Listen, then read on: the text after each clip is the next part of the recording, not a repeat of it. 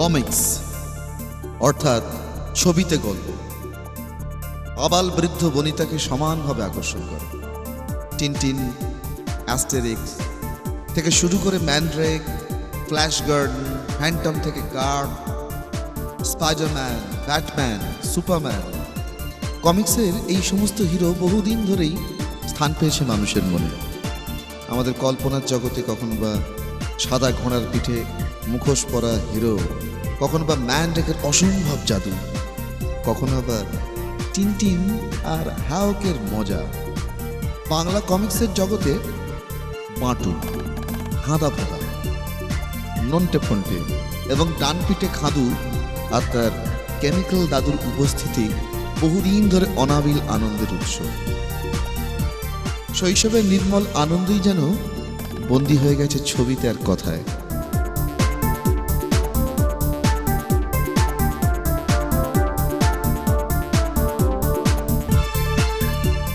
বাংলা কমিক্সের জগতে মৌলিকত্বের শ্রেষ্ঠ প্রমাণের নিদর্শন হিসেবে আজও রয়ে গেছে বাঁটুল দি গ্রেট, আদামোদার কাণ্ড কারখানা আর নন্টে ফন্টের কীর্তিকলাপ। আর এই প্রসঙ্গে যে মানুষটির কথা সর্বাগ্রে বলতে হয় তিনি হলেন নারায়ণ দেবনাথ, বাংলা কমিক্সের প্রাণভোমরা, যিনি অঙ্কন করেছেন নিজের হাতে।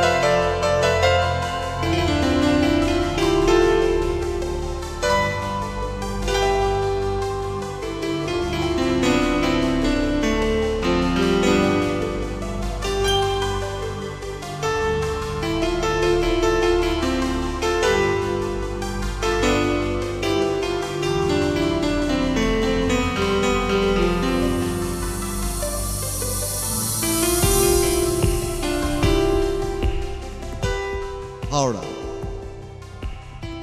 দ্বিতীয় হুগলি সেতু পার হলেই মন্দিরতলা। এইখানকারই একটি বর্ধিষ্ণু অঞ্চল হল শিবপুর।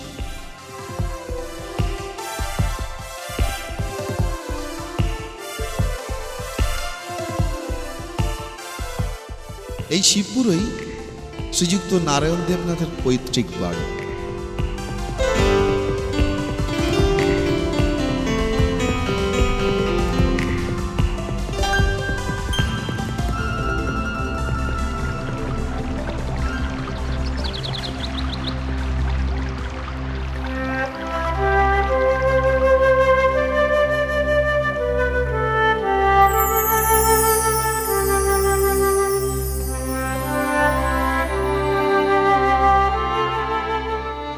এই পৈতৃক বাড়িটি শিল্পীর জন্মভিটে।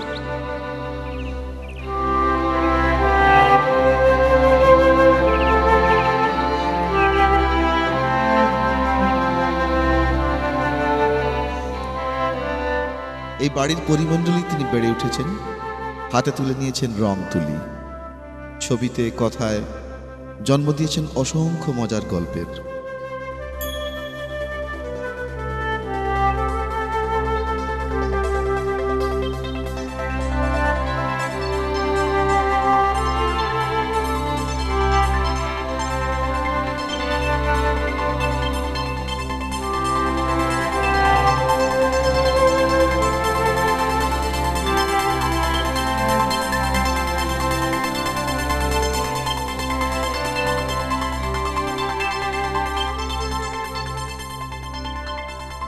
মাঝারি মাপের ঘরটায় টেবিল, বুকশেলফ আর দেওয়াল জুড়ে স্বভাব শিল্পীর টিপিক্যাল উদাসী ডেকোরেশন। ক্যানভাসে ক্যানভাসে অনাবিল তুলির শাসনে ধরা পড়েছে নিসর্গের খণ্ডচিত্র। এত সবের মাঝেই ছোট্ট ড্রয়িং টেবিলে স্তূপাকার স্কেচের কাগজের ওপর ভাবনার আর সৃষ্টির আঁকেবুকিতে নিমগ্ন বর্ষিয়ান শিল্পী। ৭-৭টা দশকের অভিজ্ঞ কুশলতার প্রতিচ্ছবি তার নখের আয়নায়। অনায়াস স্বাচ্ছন্দ্যে লেখায় রেখায় সৃষ্টি করে চলেছেন বাঁটুলের নিরহংকার অ্যাডভেঞ্চার, সেই সঙ্গে হাঁদাভোঁদা আর নন্টে ফন্টের দস্যিপনার ইতিবৃত্ত, নির্ভেজাল হাসির ক্যাপসুল। কোনো পার্শ্ব প্রতিক্রিয়ার লেশমাত্র নেই। এ ভূখণ্ডের অগণিত কিশোর পাঠক পাঠিকার বিশুদ্ধ বিনোদনের দায় দায়িত্বের ইজারা নিয়ে আজও অক্লান্ত তার তুলি কলম। সময় কুর্নিশ জানিয়ে পিছু হেঁটেছে, বার্ধক্যের রূপলি ছোঁয়া বিন্দুমাত্র ক্ষুণ্ণ করতে পারেনি তার সৃষ্টি সুখের মগ্নতাকে। নারায়ণ দেবনাথ বাংলা কমিক্সের আকাশে আজও তিনি শুকতারা। পোশাকি পরিচয়ের বেড়া ভেঙে মানুষটা আজ এক অনাবিল সৃষ্টির শৈলী, উজ্জ্বল দিশারি।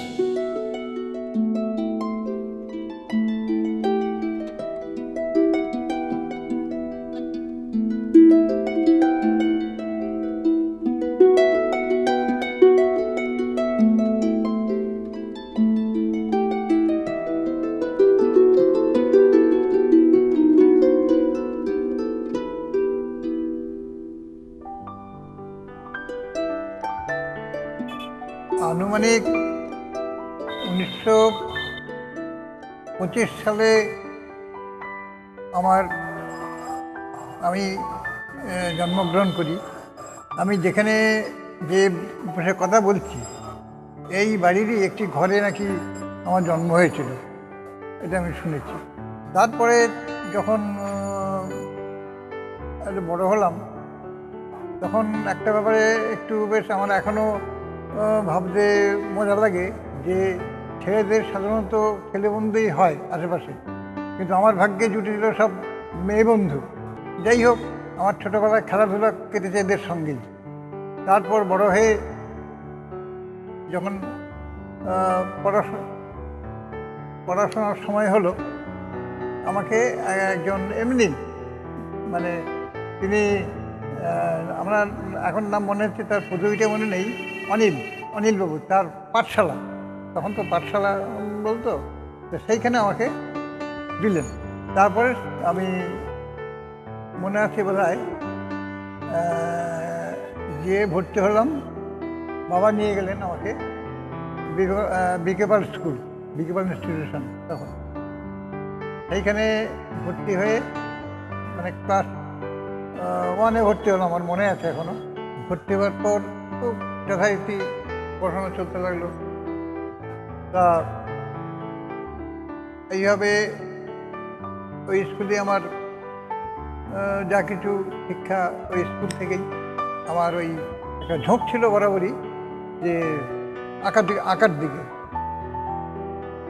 আমি ওই কোনো ভালো ছবি দেখলে সেটাকে মানে নকল করতাম, মানে দেখে দেখে আঁকতাম।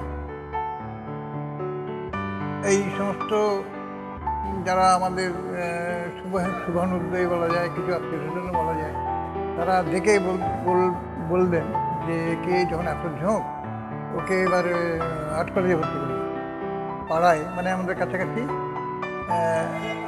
তখন তো ছেলে মানুষ, আমার থেকে যারা ইয়ং তারা তখন খুব বেশ বলা যায়, তারা এখানে এসে একটা বাড়িতে তারা একটা গুলতানি করতো, আড্ডা দিত। তা সেই আমি জানতাম বা সবাই জানতো যে ওইখানে একটি ছেলে সে আর্ট কলেজে পড়ে। তাকে ধরা হলো যে এরকমভাবে আমরা একে আর্ট কলেজে ভর্তি করবো, তুমি কি করতে পারবে? বলে হ্যাঁ হ্যাঁ নিশ্চয়ই। তো তার সঙ্গে তাকে সঙ্গে নিয়ে যাওয়া হলো আর্ট কলেজে।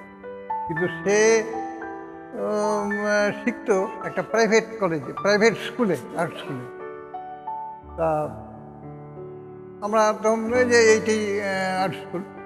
তো যাই হোক, সেখানে করবার পর তারপরে প্রায় বছরখানেক পরে জানতে পারলাম যে দুটো স্কুলেতে, একটা গভর্নমেন্ট আর্ট স্কুল যেটা মিউজিয়ামের এতে পেছনে, আর একটা হচ্ছে ইন্ডিয়ান আর্ট স্কুল, সেটা হচ্ছে ওই ধর্মদাস স্ট্রিটের উপর।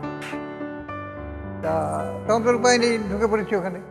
তো যাই হোক, প্রায় বছর 2-2.5 ওখানে চর্চা করার পর তারপরে তখন যে প্রিন্সিপাল ছিলেন ওটার, উনি বললেন যে আমরা ইন্ডিয়ান আর্ট কলেজের সঙ্গে মিশে যাচ্ছি, আমাদের এটাকে ওটার সঙ্গে এসেছে, প্রস্তাব এসেছে, আমরা ওখানে যাব। যাক, তখন আনন্দ হলো যে আমার একটা এতে যাচ্ছি, একটা স্বীকৃত আর্ট কলেজে যাচ্ছি। তো ওইখানে গিয়ে ওইখানে আমরা শুরু করলাম।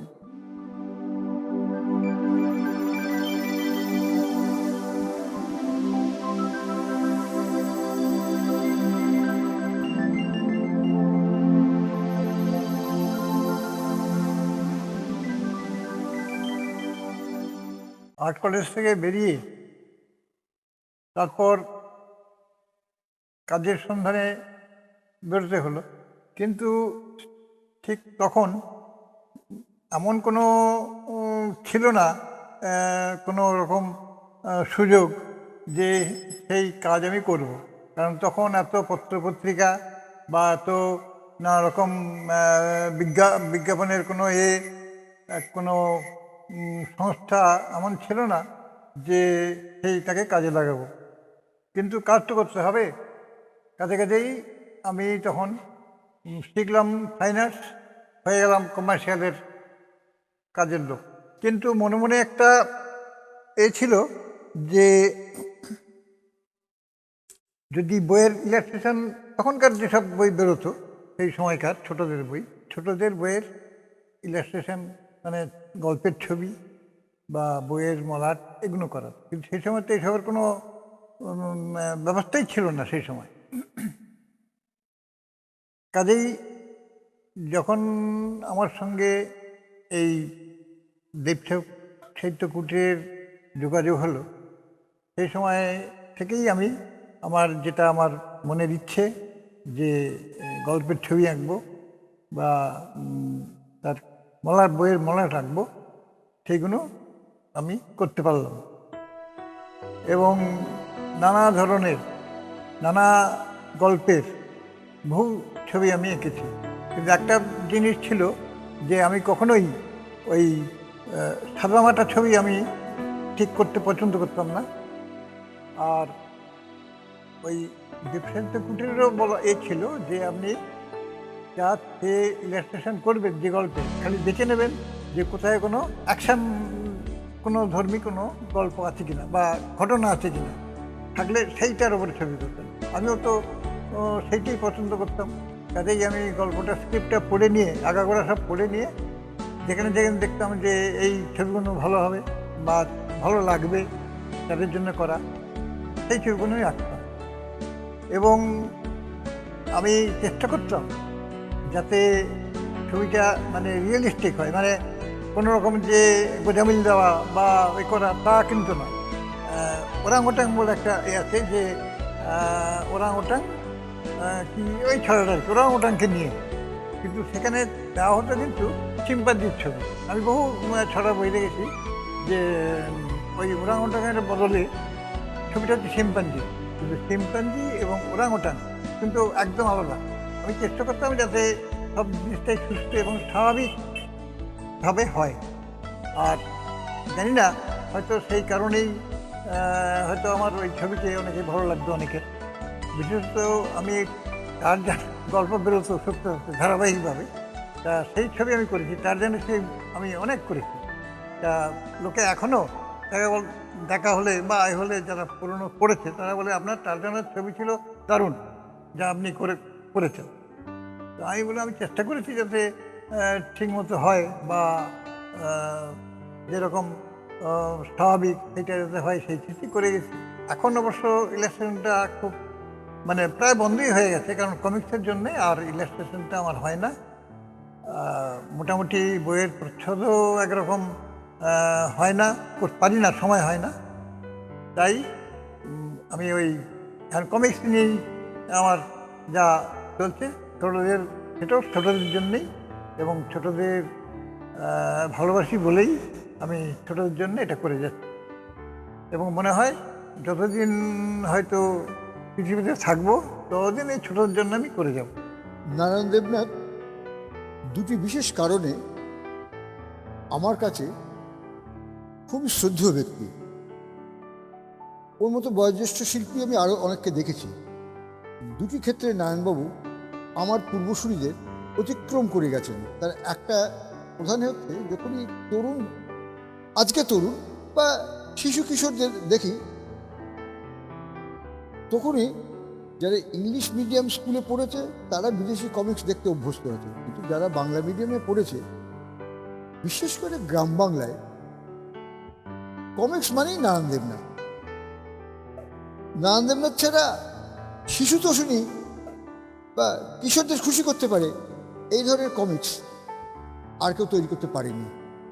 ব্র্যান্ড ইমেজ বলতে যে জিনিসটা বোঝায়, নারায়ণ দেবনাথ সেই ব্র্যান্ড ইমেজ তৈরি করেছেন বাংলা কার্টুনের ক্ষেত্রে। বিদেশি কার্টুন দেখতে যারা অভ্যস্ত তারা যে বৈচিত্র্য পান স্বীকার করি, নারায়ণবাবু বাংলা কমিক্সে এই বৈচিত্র্য আনতে পারেননি। কিন্তু এটাও তো স্বীকার করতে হবে, বিদেশি কমিক্স একটা তৈরি করতে গেলে যে শিল্পী এটা করেন তিনি যে বিপুল পরিমাণে অর্থ রোজগার করেন,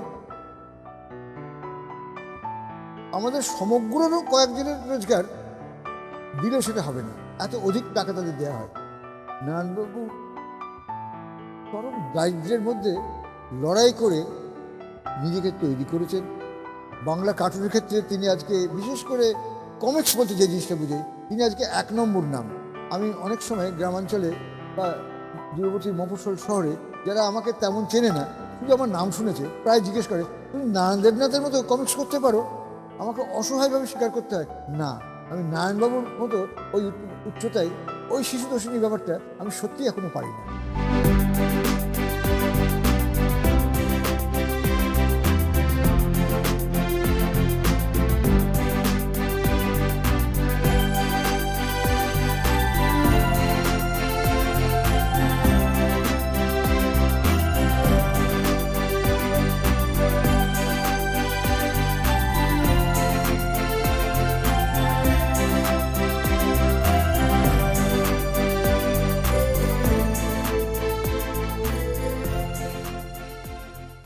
পঞ্চাশের দশকে কোন মাস বা কোন দিন ঠিক সেটা সঠিক মনে নেই, কিন্তু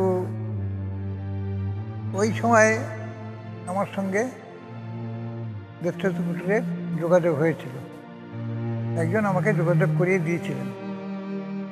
তারপরে সেখানে ইলাস্ট্রেশন, বইয়ের কভার ইত্যাদি নানা ধরনের কাজ আমাকে দিয়ে করিয়েছেন, করেছি। কিন্তু আনুমানিক মনে হয় যে 57 কি 58 এইরকম সময়ে আমি ওদের যে ছোট মানে আমাদের সৌদবাবুর যে ছোট ভাই ফিরোজবাবু, উনি আমাকে এই প্রস্তাবটা দেন যে ছোটদের জন্য কোনো ছবির গল্প করা যায় কিনা। তাই বিদেশে তো অনেক কমিক্সের আছে, তা আমাদের এখানে তো আমরা চাইছি যে পত্রিকাতে ছোটদের জন্য এরকম কিছু ছবির গল্প আমরা লাগাবো। তাই তখন বললাম যে ঠিক আছে, চেষ্টা করে দেখব। তা বাড়িতে এসে আমি তখন মানে আমার সুবিধা হলো যে আমি সেই ছোটোবেলার কতগুলো যেগুলো চাক্ষুষ করেছি আমার বই সব ছোটদের যারা ঘটনা ঘটাতো ছোটরা, সেগুলো আমি তো দেখেছি নানা রকমের বিদ্যুতের সব কাণ্ড কারখানা করতো।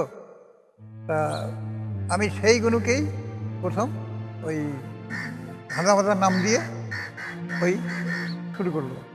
শুরু করার পরে প্রথম কিছু বেরোতেই বললো যে খুব ভালো রেসপন্স পাচ্ছি, আপনি চালিয়ে যান। এখনও সেই সমানে সেই কাহিনী চলছে আধা বাঁধা, এবং মনে হয় যে বাচ্চাদের তো ভালোই লাগছে, এবং শুনি যে বড়রাও পছন্দ করছে।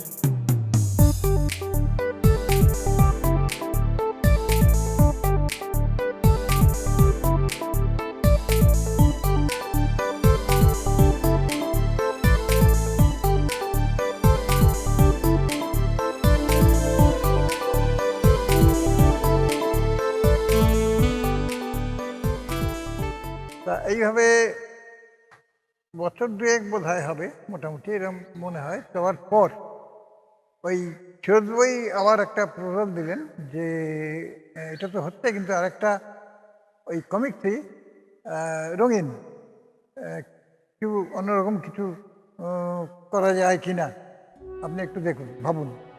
তা আমি তখন বললাম যে ঠিক আছে। আর তখন ওই প্রায় সপ্তাহে 3-4 দিন তো যেতামই ওখানে ওদের। তা ওখান থেকে ফিরে ভাবতে ভাবতে আসলাম যে বললাম তো যে হ্যাঁ হয়ে যাবে, করবোটা কি। তো বাড়িতে এসে নানা রকম চিন্তা করতে করতে ওই নামটা এসে গেল হুট করে মাথায়, বাটুলের নামটা এসে গেল। তা ওই নামটাকে ঠিক করে চরিত্রটা কী বানাবো সেটা ওই আঁকি ঝুঁকি হাইঝুঁকি করতে করতে করতে করতে একটা ওইরকম একটা ফরমেশন এসে গেল এই ধরনের। তা ঠিক আছে, এটা দিয়েই কাজে লাগাবো, এটা দিয়ে শুরু করবো। তা ওইভাবে ওই ক্যারেক্টার ওই চেহারা করে একটা কাহিনী দাঁড় করিয়ে করে দিয়ে এলাম। দেওয়ার পরে ওটা বেরোলো। বেরোবার পরে তো ঠিক একটা বেরোলে তো বোঝা যায় না যে ওটা কীরকম হবে হলো। যাই হোক, ওইভাবে চলতে থাকলো। মাঝখানে তারপরে হঠাৎ সেই মানে পূর্ব পাকিস্তান, তখন পূর্ব পাকিস্তানের সঙ্গে আমাদের ভারতের যে যুদ্ধটা লাগলো, সেই সময় আমাকে ফিরোজবাবু বললেন যে এখন তো সব যুদ্ধ হচ্ছে আমাদের দেশের মধ্যে, এইটাকে কোনোভাবে কাজে লাগাতে পারেন কিনা।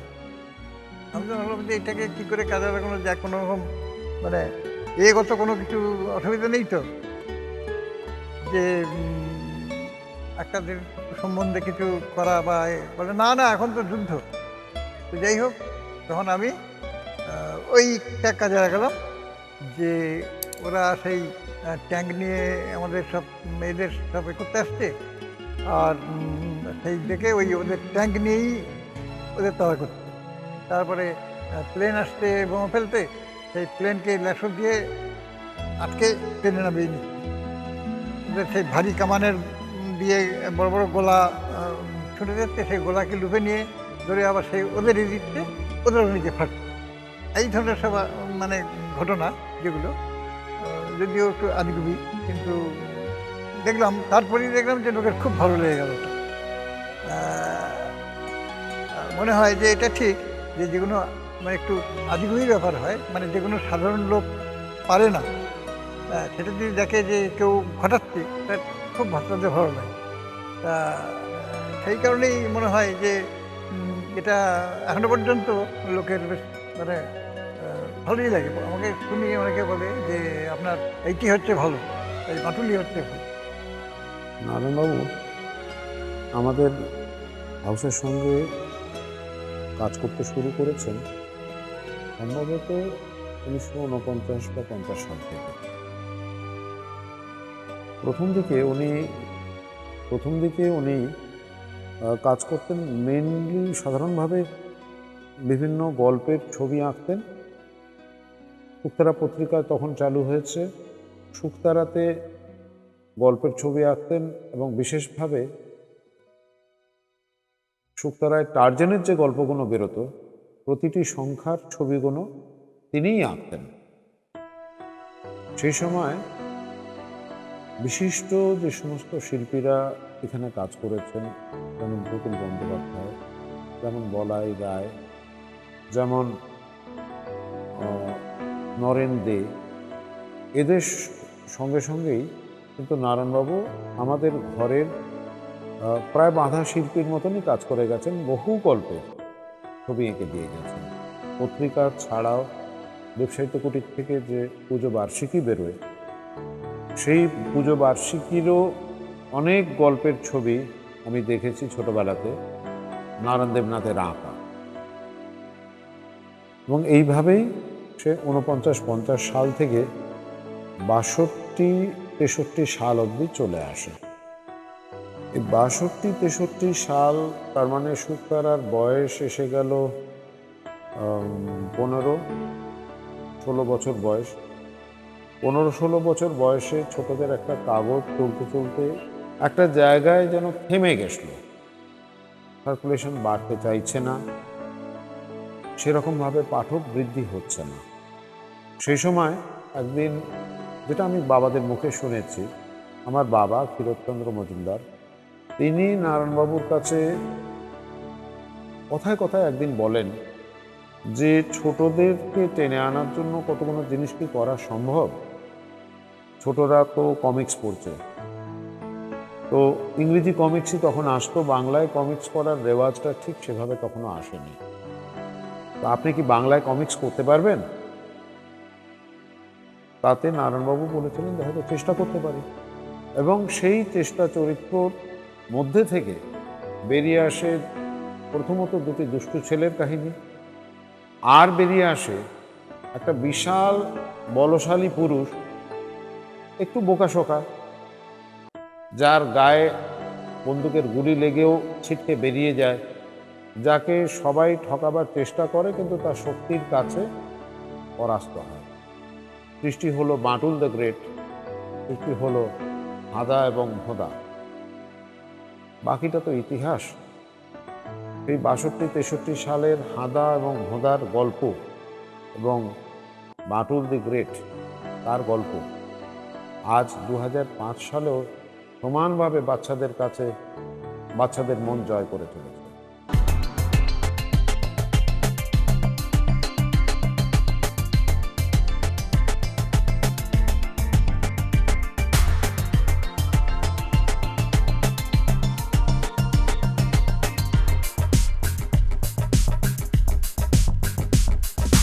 নন্টে ফন্টে আমাদের কিশোর ভারতীতে প্রথম শুরু হয় 1969। কিশোর ভারতী 1968-তে শুরু। নারায়ণ দেবনাথের নন্টে ফন্টে নারায়ণ দেবনাথ শুরু করেন 69-এ। তার আগে প্রথম নন্টে ফন্টের আগে দীনেশ চট্টোপাধ্যায়, মানে কিশোর ভারতীর যিনি প্রতিষ্ঠাতা সম্পাদক, তখন তিনি নারায়ণবাবুকে খবর দেন। নারায়ণবাবু তখন দেবসাহিত্য কুটিরের শুকতারা পত্রিকায় কাজ করেন, বাটুল দিকে হাদা ভোদা। দেখা গেল যে নারায়ণ দেবনাথ ছাড়া সেই সময় কমিক্স করার মতো লোক আর একজনই ছিলেন ময়ূর চৌধুরী। তো নারায়ণ দেবনাথকে ডেকে আনা হলো কিশোর ভারতীতে। তো উনি বললেন যে আমি একটা নতুন চরিত্র করব, পটল চাঁদ দ্য ম্যাজিশিয়ান। তো 1969-এর জানুয়ারি মাসে পটল চাঁদ দ্য ম্যাজিশিয়ান শুরু হলো। তো পটল চাঁদ দ্য ম্যাজিশিয়ান 2 সংখ্যা চলার পরে দেখা গেল যে ছেলেমেয়েরা চাইছেন যে আধাবোধার মতনই দুটি কিশোর বন্ধুকে নিয়ে একটি কোনো চরিত্র। পটরচাঁদ দ্য ম্যাজিশিয়ান, হ্যাঁ, মানে পটরচাঁদ বলে একজন যে ম্যাজিক দিয়ে সব মানে যত চোর ডাকাত সব এদের ধরে। তা মাস 3-4 চলার পর আমাকে বললেন যে এরকমভাবে এটা একটু মনে হচ্ছে যে চোরদের মানে একটু ভারী হয়ে যাচ্ছে, একটু অন্য রকমের। যখনই বললেন তখন আমি ধরে নিলাম যে উনি কী বলতে চাইছেন। আমি বললাম যে ঠিক আছে। তখন শুরু হলো নুনটার, যেটা আনাবোধার মতো নয়, কিন্তু যাতে যেখানে কিশোররা তাদেরকে সেই চরিত্রের সঙ্গে নিজেকে আইডেন্টিফাই করতে পারে। এই পরিপ্রেক্ষিতেই নন্টে ফন্টের শুরু। এবং নন্টে ফন্টে প্রথম দিকে যারা নন্টে ফন্টের পাঠক তারা নিশ্চয়ই দেখবেন নন্টে ফন্টের ক্যারেক্টার, নন্টে ফন্টের চরিত্র, তার বয়স বাড়েনি নন্টে ফন্টের, কিন্তু নন্টে ফন্টের চরিত্র ক্রমশ পাল্টেছে। কেলটুদা এই যে চরিত্রটি, এই চরিত্রটি পরবর্তীকালে সংযোজিত হয়েছে। সুপারিনটেন্ডেন্ট ক্যারেক্টারটি। এবং তার আগে নন্টে ফন্টে সমাজসেবামূলক কাজ করতো, চোর ডাকাত তাদেরকে ধরার ক্ষেত্রে, দুস্থ বাচ্চাদের ধরার ক্ষেত্রে, এই ধরনের কাজ। পরবর্তীকালে যখন নন্টে ফন্টে এবং কেলটু নন্টে ফন্টের সঙ্গে সংযোজিত হলো, তখন নন্টে ফন্টে হয়ে গেল অন্য ধরনের ক্যারেক্টার। খানিকটা ভিলেন হচ্ছে কেলটু। সুপারিনটেন্ডেন্ট মজার লোক, খেতে খুব ভালোবাসেন। আর নন্টে ফন্টে নিজেরা হচ্ছে কেলটুর সঙ্গে যখন প্রথম ওদের দুজনের মুখোমুখি দ্বন্দ্ব হয়, তখন প্রথম চোটে নন্টে ফন্টে হেরে যায়। পরবর্তীকালে কিন্তু দেখা যায় যে আলটিমেটলি কেলটুই দোষী হয়। এবং এই যে একটা মজার উপাদান নন্টে ফন্টের মধ্যে এসে গেল, তারপর থেকে নন্টে ফন্টেকে আর ফিরে তাকাতে হয়নি।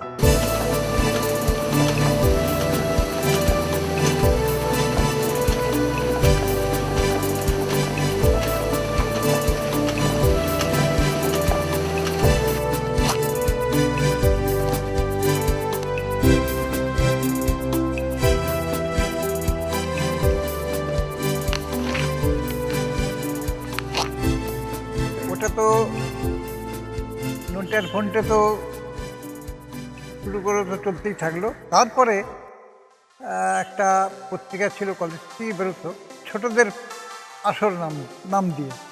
তা ওখানে দুটি মেয়ে কাজ করতো। তা সেই দুটি মেয়ে একদিন আমাকে টেলিফোন করলো যে আমাদের পত্রিকায় আপনাকে কিন্তু কমিশ দিতে হবে। সেই সময়ে কিন্তু এই দেবসেতুপুরে ওয়ার্কআউট চলছিল ওদের লেবার ট্রাভেলের জন্য।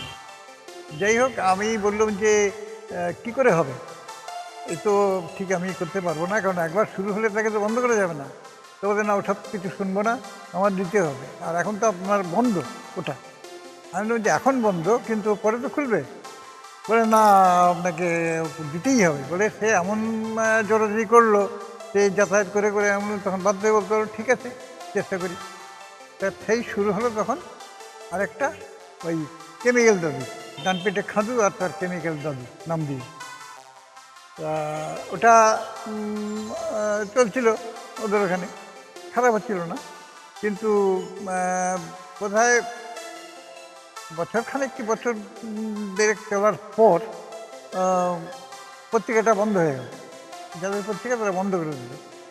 যেহেতু পত্রিকা বন্ধ হলো, আমারও সুবিধা হয়ে গেল, আমারও বন্ধ হলো। এইবারে পাত্র পাবলিকেশন থেকে মানুষ এসে আমাকে ধরলো যে আমাদের ওইটা আমরা করবো। তা কিন্তু আমাদের তো একই কথায় যে করবো তো ঠিক আছে, যেগুলো বলে যেগুলো পুরনো আছে এগুলো দিন, তারপরে আমরা কিন্তু চাই। এখন সমস্যায় পড়লাম যে যেগুলো আছে সেগুলো তো ঠিকই আছে, দিলাম, কিন্তু নতুন তো চাই বলছে। তা দেখা যাবে যে ভবিষ্যতে কী কতদূর আমি করতে পারি।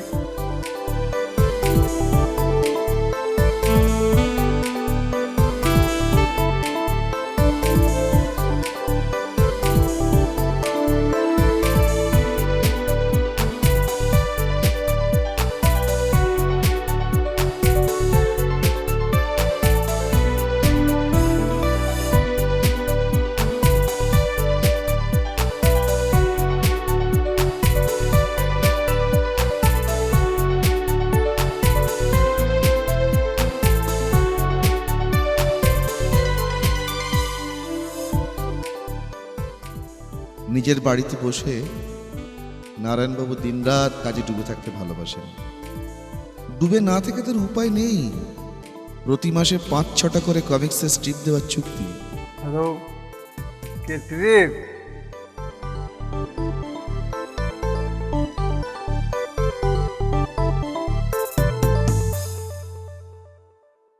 আমাদের ছোটবেলায় অর্থাৎ 60-এর দশকের গোড়ার দিকে গল্পের বই বলতেই আমরা বুঝতাম দেবসাহিত্য কুটির থেকে ছাপা যে সমস্ত বই বেরোতো সেগুলোকেই।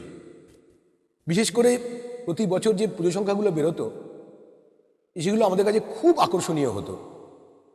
বিশেষ করে আমার কাছে ভাল লাগতো লেখার সঙ্গে যে ছবিগুলো ছাপা হতো সেইগুলো। মূলত 3 জন শিল্পী সেই সময় আমার কাছে খুব প্রিয় ছিলেন, এখনও আছেন। তাদের মধ্যে ছিলেন প্রতুলচন্দ্র বন্দ্যোপাধ্যায়, শৈল চক্রবর্তী এবং অবশ্যই নারায়ণ দেবনাথ। এরা যে ইলাস্ট্রেশন করেন এটা আমি বুঝতাম না, এদের ছবিই আমার কাছে ভাল লাগতো।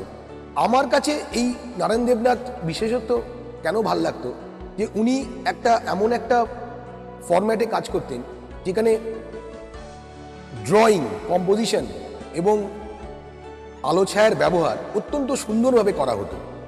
ছোটদের কাছে যেটা সবচেয়ে বেশি আকর্ষণীয় বা সবচেয়ে বেশি ভালো লাগার ব্যাপার সেটা হচ্ছে যে একটা ছবি, একটা গল্পের সঙ্গে যখন একটা ছবি আঁকা হয় সেই ছবিকে যতটা সম্ভব ডিটেলসে যদি না দেখানো হয় তাহলে ছোট পাঠকরা যারা ছোট তারা কিন্তু গল্পটাকে ঠিক উপভোগ করতে পারবে না।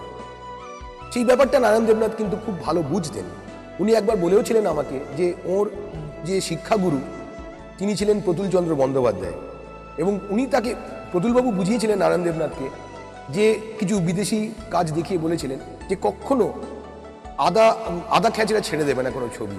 পুরো একটা ছবি যত ছোটই তার মাপ হোক না কেন, সাইজ হোক না কেন, স্পেস হোক না কেন, যতটা সম্ভব ডিটেলসে আঁকতে হবে। এবং নারায়ণ দেবনাথের যে মজার ব্যাপারটা ছিল, খুব ইন্টারেস্টিং ব্যাপার ছিল যে উনি একটা চরিত্রকে যখন আঁকতেন তার যে কস্টিউম সেগুলো পর্যন্ত তিনি খুব খুঁটিয়ে বুঝে স্টাডি করে তারপর দিতেন। রাজার ধর্ম বলে একটা ইলাস্ট্রেশন আমার মনে আছে, যেখানে উনি একজন মন্ত্রী, একটা রাজা এবং একজন পণ্ডিত, তার যে রাজসভা, সেখানে যে ছবিটা উনি এঁকেছিলেন তাতে কি সুন্দর পণ্ডিতের গায়ে একটা সুন্দর একটা চাদর দিয়েছিলেন, এবং ওই কাপড়ের ব্যবহার, কস্টিউমের আমরা যেটাকে বলি যে ড্রেপারি, সেটা অত্যন্ত সুন্দরভাবে উনি ব্যবহার করতে পারতেন। ওর যে তুলি চালনা সেটা যদি আমরা ভালো করে দেখি তাহলে বুঝতে পারবো যে নিখুঁত একেবারে। এবং আমাদের কাছে যেটা মনে হয় যে একটা লোককে আমি আঁকছি, তার গায়ে কত, শরীরে কত মাসেলস রয়েছে, প্রত্যেকটা মাসেলস কিন্তু উনি সুন্দরভাবে বোঝাতেন।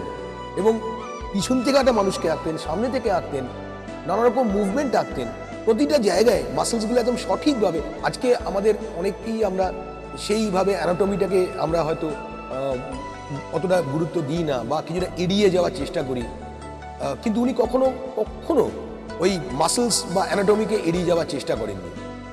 বিশেষ করে আমরা যদি টারজানের সিরিজটা দেখি, সেখানে উনি, টারজান তো সবসময় খালি গায়ে রয়েছে, বনে জঙ্গলে রয়েছে, কিন্তু প্রতিটি জায়গায় এত সুন্দরভাবে একটা শরীরকে উনি আঁকতে পারতেন, যেটা একটা ইলাস্ট্রেটরের ভীষণ প্রয়োজন।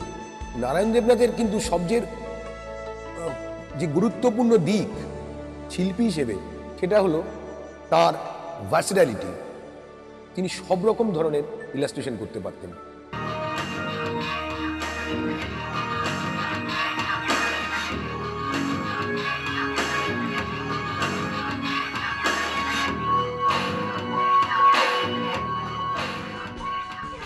অ্যানিমেশন ফিল্ম কার্টুনের জগতে এক নবতম প্রয়াস। বিদেশে পরীক্ষা নিরীক্ষার অন্ত নেই এই বিষয়ে। চলতি প্রজন্মের কম্পিউটারাইজড অ্যানিমেশন প্রায় বিশ্বজয় করে ফেলেছে। বছর কয়েক আগে পাটুল দি গ্রেটের দুঃসাহসিক কাণ্ড কারখানার ওপর অ্যানিমেশনের কাজ শুরু হয়েছিল। ছোটবেলা থেকেই বাটুল আর হাঁদাবোদার উপর আমার ভীষণ শখ ছিল। মানে ছোটবেলায় আমরা দৌড়ে বেড়াতাম, কখন শুকতারা আসবে সেখানে বাটুল আর হাঁদাবোদা দেখতে পাবো। বই পাওয়ার সঙ্গে সঙ্গেই গোগ্রাসে প্রায় গিলে ফেলতাম। তারপরে যখন বড় হয়ে যাই, প্রায় হারিয়েই গিয়েছিল আমার স্মৃতি থেকে বলতে পারি এই বাঁটুল হাঁদাবোদার। কিন্তু যখন আবার আমি অ্যানিমেশন দেখতে শুরু করলাম, আমার মাথায় এলো কেন বাঁটুল হাঁদাবোদা আমরা দেখতে পাবো না। কার্টুন অ্যানিমেশনে নানান ইংরেজি ছবি দেখি, কিন্তু বারবার ভাবতাম কেউ কেন বাঁটুল হাঁদাবোদার পরে কিছু কাজ করছে না। সেই সূত্রে খুঁজে খুঁজে নারায়ণবাবুকে বের করলাম। তারপর থেকে শুরু হয়ে গেল আমাদের কর্মকাণ্ড। আমি আমার মিসেস সাইবার মাল্টিমিডিয়া খুললাম, বেশ কিছু ছেলে মেয়ে জয়েন করলো। তারপর থেকে আমাদের কাজ আস্তে আস্তে এগোতে শুরু করলো। প্রত্যেক পদক্ষেপে আমি নারায়ণবাবুর থেকে ওনার ভ্যালুড কমেন্টসগুলো নিয়ে আস্তে আস্তে আমরা এই ছোটোখাটো অ্যানিমেশনগুলো তৈরি করেছি। এক পাও নড়বে না বলে দিচ্ছে। ও বাবা, না না ভাই, আমরা কেউ কিচ্ছু করছি না। তোমার যা ইচ্ছে নিয়ে যেতে পারো, যা খুশি। ওই ওই মেলা ভ্যাটপ্যাচ করিস না তো। আমার মনে কষ্ট হতে শুরু করলে মুশকিল হয়। আমি মাঝে মধ্যে কিন্তু কেঁদে ফেলি। না না, থাক থাক, এসব কান্নাকাটি আমারও একদম পছন্দ নয়। আমাদের ছেড়ে দাও। তাড়াতাড়ি করুন না মশাই। এই নাও ভাই চাবি, কিন্তু প্রাণী মেরো না। কথায় আছে না, চাচা আপনার জান বাঁচা। এই কে রে? এই কে কি বলি রে? এই আবার শুনি কি বললি? ওই না না, কিছু বলিনি।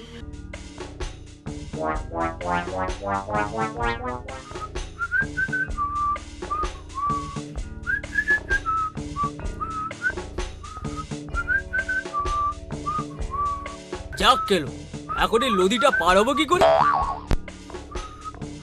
ভাই বাটুল, তাড়াতাড়ি আমাকে ওই নদীর ওপারে পৌঁছে দিতে পারো?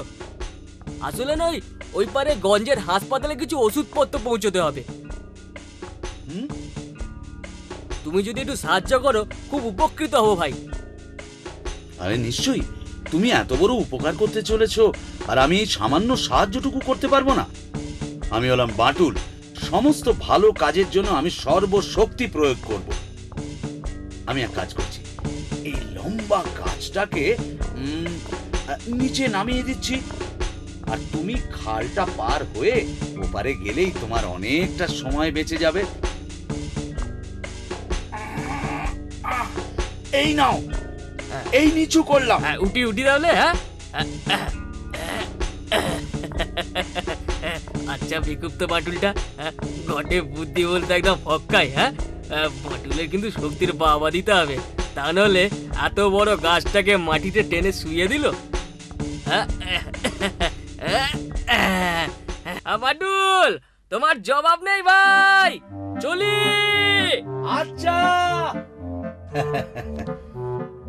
আমি ভাই কিছুই করি না, কিন্তু লোকে দেখছি আমায় বড্ড ভালোবাসে। ছোটোবেলা থেকেই কার্টুনের উপর ফ্যাসিনেশন একটা ছিল, ভালো লাগতো কার্টুন। আর ফেভারিট কমিক্সগুলোর ভেতরে ছিল নন্টে ফন্টে। তো যখন স্কোপ হলো, যখন দেখলাম যে হ্যাঁ আমরা করতে পারবো, তখন চেয়েছিলাম নন্টে ফন্টেকে সবার কাছে পৌঁছে দিতে। কারণ নন্টে ফন্টে শুধু আমাদের ভেতরে ছিল, সেটাকে নতুন জেনারেশনের ভেতরেতে, সেটাকে বিদেশেতে পৌঁছে দেওয়ার কাজের জন্য ঝাঁপিয়ে পড়েছিলাম। তো তখন গিয়েছিলাম নন্টে ফন্টের সৃষ্টিকর্তা নারায়ণ দেবনাথের বাড়িতে। ওনাকে দেখালাম 15 সেকেন্ড, এবং সেই 15 সেকেন্ড দেখার পরেতে উনি বললেন যে ঠিক আছে, তুমি করতে পারো। আর ওনার কাছে খুব কৃতজ্ঞ থাকবো চিরজীবন, বিকজ উনি ওই 15 সেকেন্ড দেখে যে পারমিশন দিয়েছিলেন, তার ফলেতেই আজকে নন্টে ফন্টে সমস্ত পৃথিবীতে ছড়িয়ে পড়েছে। আজকে নন্টে ফন্টে মজা শুধু আমরা নয়, সামনে সমস্ত প্রজন্ম এবং বিদেশেতে 176টা দেশেতে নন্টে ফন্টে আজকে দেখছে।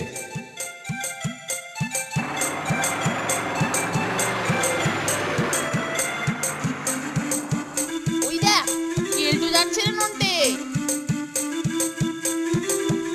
কেলটুদা, ও কেলটুদা, টাটা। এই থাম, পিছু ডাকলে কেন? তোমার জন্য আমরা জখম হতে বসেছিলাম। কিন্তু তোরা যা করছিলিস তা বড়ই সাংঘাতিক। প্রমাণ করো। হ্যাঁ, যা বলেছো তা আমাদের দেখাও। বেশ, দেখাচ্ছি তবে। তোরা এবার দেখবি এটা কিরকম বিপজ্জনক।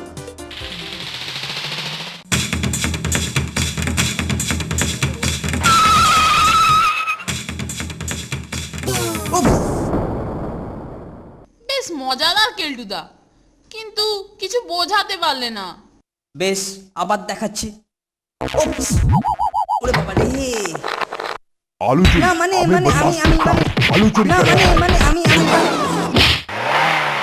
এখনো কিন্তু ঠিক বুঝিনি কেলটুদা।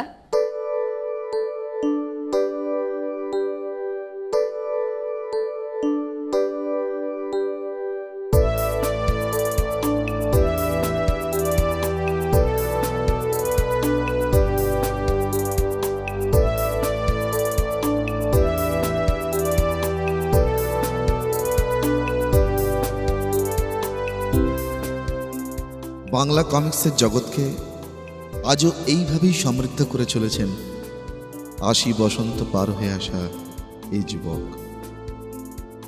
তার অনবদ্য সৃষ্টি বাংলা কমিক্সের ঘরানাকে আন্তর্জাতিকতার মাত্রা প্রদান করেছে। কিন্তু বাংলার এই বিচিত্র কমিক্সের ভবিষ্যৎ কতটা নিরাপদ? হাজার টিভি চ্যানেলের সঙ্গে প্রতিদ্বন্দ্বিতায় জয় হাসিল করার মতো অস্ত্র কি তার মজুদ আছে? পারবে কি সে অত্যাধুনিক যুগেও নিজেকে টিকিয়ে রাখতে?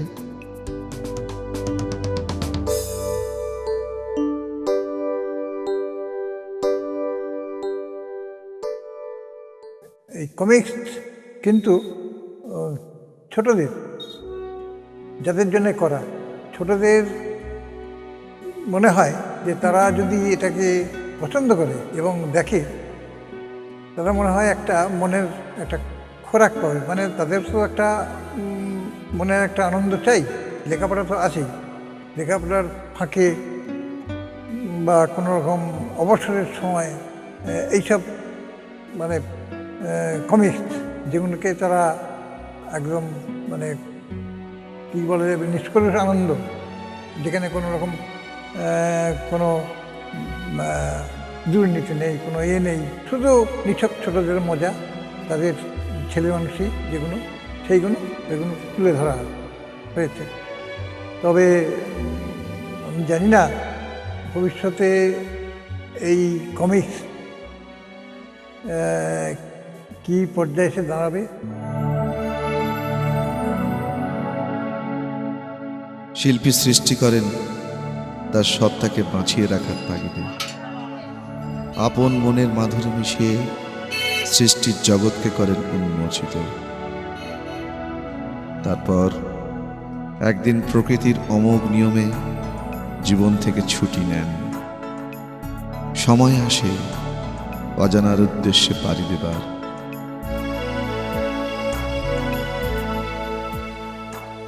কি থেকে যায় তবে?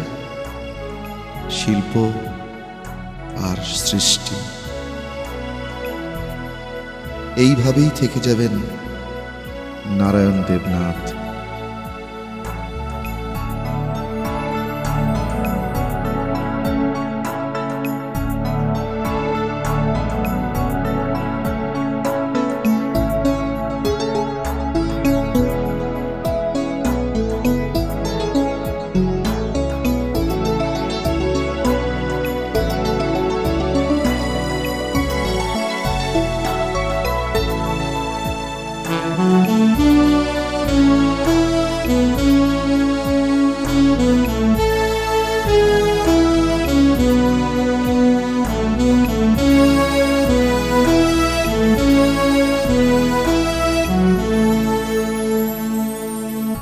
একদিন তরিখানা থেমেছিল এই ঘাটে লেগে, বসন্তের নতুন হাওয়ার বেগে। তোমরা শুধুই ছিলে মোরে ডাকি, পরিচয় কোনো আছে নাকি? যাবে কোনখানে? আমি শুধু বলেছি কে জানে। ভাটার গভীর টানে তরিখানা ভেসে যায় সমুদ্রের পানে। নতুন কালের নবযাত্রী ছেলে মেয়ে সুধায় যে দূর হতেছে, সন্ধ্যার তারার দিকে বাহিয়া চলেছে তরুণী। কি সে তারেতে বাঁধিলাম তার, গাহিলাম আর বার, মোর নাম এই বলে খ্যাত হোক, আমি তোমাদেরই লোক, আর কিছু নয়। এই হোক শেষ পরিচয়।